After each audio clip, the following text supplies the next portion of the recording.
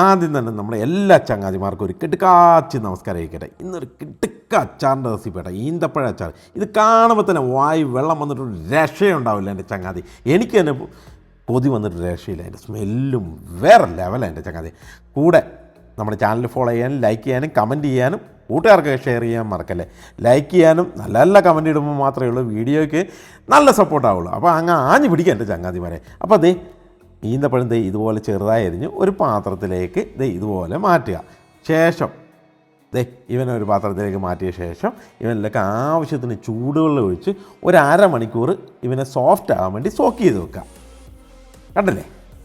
ആ സമയത്ത് നിങ്ങൾ നേരെ ലൈറ്റർ വെച്ച് തീ പിടിപ്പിക്കുക.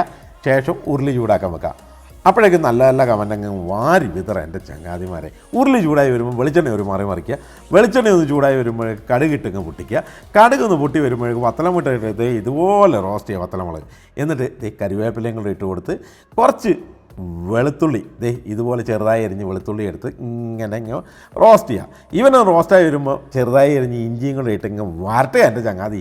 ഒരു രക്ഷയില്ല. ഇവൻ രണ്ടും വരണ്ട ഒരു രൂപത്തിലും ഭാവത്തിലൊക്കെ വരുമ്പോൾ ഇതിലേക്ക് ചെറുതായി എരിഞ്ഞ് പച്ചമുളക് എടുത്തൊരു മറിക്കുക. എരിവൊക്കെ വേണ്ടേ? അപ്പോൾ പച്ചമുളകും ആ പച്ചച്ചോവ് മാറുന്ന വരെ ഇങ്ങനെ വരട്ടിയെടുക്കുക. ഇവനൊന്ന് വരണ്ട് ലെവലായി വരുമ്പോഴേക്കും അതിലേക്ക് മസാലയെ മഞ്ഞപ്പൊടി, മല്ലിപ്പൊടി, മുളക് പൊടി ആവശ്യത്തിന് തള്ളിയ ശേഷം അവനെ അങ്ങ് വരട്ടുക. അപ്പോൾ ആ മൊത്തത്തിലൊരു പച്ചച്ചോവ അങ്ങ് മാറി കിട്ടും. ഇതുപോലെ വരട്ടി ഒരു കളറാക്കി എടുക്കുക. കരിഞ്ഞു പോകാൻ നോക്കണം. ഇതുപോലെ വരട്ടി വരട്ടി വരട്ടി വരട്ടി ഒരു കളറാക്കി എടുക്കുക. കളറാകുമ്പോഴേക്കും അതിലേക്ക് കായപ്പൊടി ഇട്ട് കൊടുക്കുക. കായപ്പൊടിയും ഇതുപോലെ വരട്ടുക. കായപ്പൊടി ലാസ്റ്റ് ഇട്ടാലും കുഴപ്പമില്ല, ഇപ്പോൾ ഇട്ടാലും ഒരു കുഴപ്പമില്ല. എന്നിട്ട് ആവശ്യത്തിന് ഒരു 1/2 ലിറ്റർ വിനീഗർ ഇങ്ങനെ ഒഴിച്ചു കൊടുക്കുക. എന്നിട്ട് വിനീഗർ ഒഴിച്ച് ഇങ്ങനെ വരട്ടുക. അപ്പോൾ ആ കുത്തലെല്ലാം മാറി മസാലയും വിനീഗറിൻ്റെ ഒക്കെ കുത്തല ഒന്ന് മാറി കിട്ടും. എന്നിട്ട് ആവശ്യത്തിന് വെള്ളം ഒഴിച്ചു കൊടുക്കുക. ഇതിലേക്ക് ഞാൻ 1/2 ലിറ്റർ വെള്ളം ഒഴിച്ചിട്ടുള്ളൂ കേട്ടോ. ആ വെള്ളം ഒഴിച്ച് ഇവനെ മൊത്തത്തിലങ്ങ് മസാലയും കുക്ക് ചെയ്യുക. അപ്പോൾ പച്ചച്ചോവയൊക്കെ മാറി വേറെ ലെവലായി കിട്ടും. എന്നിട്ട് ഒരു പാത്രം ഷുഗർ എടുത്തൊരു മറിക്കുക. എന്നിട്ട് അവനെ ഇട്ട് ഇങ്ങനെ കുക്കാക്കുക. അപ്പോഴേക്ക് വേറെ ലെവലായി സാധനം കിട്ടും. ആ സമയത്തേക്ക് ചെറുതായി എറിഞ്ഞ നാരങ്ങയും കൂടെ എടുത്ത് ഒരു ബോളെടുത്തൊരു മറിക്കുക. കണ്ടല്ലേ? അപ്പോഴേക്ക് ഇവത്തിലേക്ക് മധുരം, പുളി, എരു ഈ വക സാധനം എല്ലാം സെറ്റായി. എന്നിട്ട് കുറച്ച് നേരം കുക്കായ ശേഷം നമ്മൾ ഈന്തപ്പഴം ചെറുതായി എരിഞ്ഞ് വെച്ചിരിക്കുന്ന സാധനം ആ വെള്ളത്തോടെ എടുത്തൊരു മറിക്കുക. കണ്ടല്ലേ? എന്നിട്ടാണ് അടുത്ത പരിപാടി എന്ന് പറയുന്ന സാധനം. ഇവനെ അതിലിട്ട് ഇങ്ങനെ കുക്ക് ചെയ്യുക. തീ അങ്ങ് അധികം കൂടുതലും വെക്കല് കുറവും വെക്കല്. അങ്ങ് തിളയ്ക്കുന്ന രീതിയിൽ അങ്ങ് ഇവനങ്ങ് കുറുക്കുമ്പോൾ നിങ്ങൾ ഓരോ പ്രാവശ്യം ടേസ്റ്റ് ചെയ്ത് നോക്കണം കേട്ടോ. അപ്പോൾ ആദ്യം ടേസ്റ്റ് ചെയ്യുമ്പോൾ നിങ്ങൾക്കൊരു കയ്പ്പായിരിക്കും ഫീൽ ചെയ്യുന്നത്. അതിനുശേഷം മസാല ഒരു കുത്തലായിരിക്കും ഫീൽ ചെയ്യുന്നത്.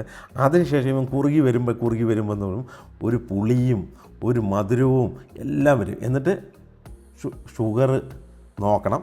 അതുപോലെ തന്നെ ഉപ്പ് നോക്കണം. ഉപ്പ് എന്നിട്ട് ആവശ്യത്തിന് ഇട്ട് കൊടുക്കുക. എന്നിട്ട് ഇവനെങ്ങനെ വരട്ടി ഇതുപോലെ തന്നെ കുഴമ്പ് രൂപത്തിലേക്ക് എടുക്കുക. ഇത് കാണുമ്പോൾ തന്നെ പല്ല് പൊളിക്കുന്നില്ല എൻ്റെ ചങ്ങാതി. സംഭവം വേറെല്ലാണ്. നല്ല സ്മെല്ലാണ് വരുന്നത്. എൻ്റെ ലെവലെന്ന് പറയുന്നത് ചോറിൻ്റെ കൂടെയൊക്കെ ഇവനൊക്കെ പിടിച്ചൊരു പിടുത്തങ്ങ് പിടിക്കണം. ബിരിയാണിയോടെ ഏറ്റവും സൂപ്പറാണ്. ബിരിയാണി ഇപ്പോൾ ഇല്ലെങ്കിലും നിങ്ങൾ വീട്ടിൽ ചോറിൻ്റെ കൂടെ ഒരു പിടുത്തം എൻ്റെ പിടിച്ചോ ഇതുപോലെ ഒരു പ്ലേറ്റിലേക്ക് ഇടുക. ഈ സംഭവം ഒരു വിരലും കൊണ്ട് ഇങ്ങനെ തോണ്ടിയെടുക്കുക. എന്നിട്ട് ഇങ്ങനെ സ്മൂത്തായിട്ട് നമുക്ക് എടുക്കുക. എൻ്റെ ചങ്ങാതി കിളി പോവും. ആ സമയത്ത് നമ്മുടെ ചാനൽ ലൈക്ക് ചെയ്യാനും കമൻറ്റ് ചെയ്യാനും കൂട്ടുകാർക്കൊക്കെ ഷെയർ ചെയ്ത് കൊടുക്കാനും